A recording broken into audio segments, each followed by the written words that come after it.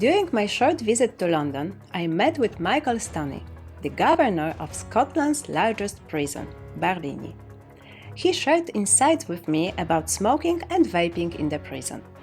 Let's hear what he had to say. Scotland's biggest prison, Barlinnie, introduced a smoking ban while simultaneously allowing prisoners to use safer nicotine products. Yes. As the governor of Barlinnie, can you tell me what was the purpose of implementing the smoking ban in the prison? Well, it was a public health issue. It initially began as staff were concerned on the second-hand smoke issue.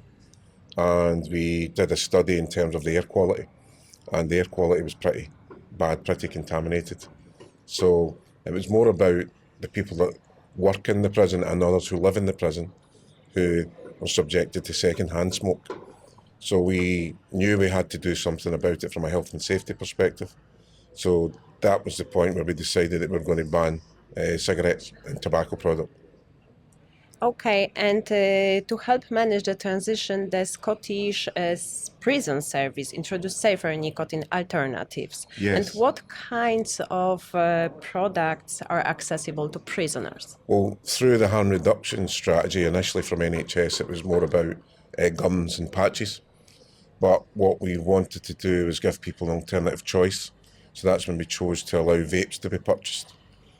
So we agreed a contract with our main supplier, and they were allowed to purchase vapes weekly through their canteen products.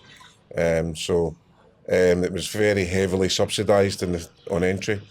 So, and we've gradually, over 2 years, we removed that subsidy. So we increased the price of the vape and the capsules. But it was about a 2-year period just to get people transitioned over, and also for the good order and running of the prison as well. So how is this initiative working now? Perfectly. The transition was exceptionally smooth with no issues whatsoever. No reaction from the prisoner group. The vape uptake was instantaneous. Those that were on the tobacco swapped over. Very little recourse from prisoners, very little in terms of they understood the rationale, they understood the reasons. But we spent a good 8 to 9 months explaining this and working through the issues with them before we introduced the ban. So everybody had plenty of time to know what was coming in. And the only issues you would get after that was those that were newly admitted who had been using tobacco products right up to the point of court. And they struggled in the first week or so to come to terms with that because they hadn't been involved. But shockingly smooth transition. Okay, and has this initiative had any impact on illicit use of cigarettes within Yeah, prison? it's very, very exceptionally rare you would find any smuggled in or any signs of smuggled in tobacco products. Very rare.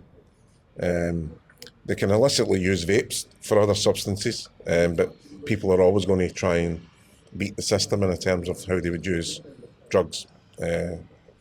But in terms of just tobacco, no, we don't see any introduction of tobacco. Great, thank you so much. Thank you.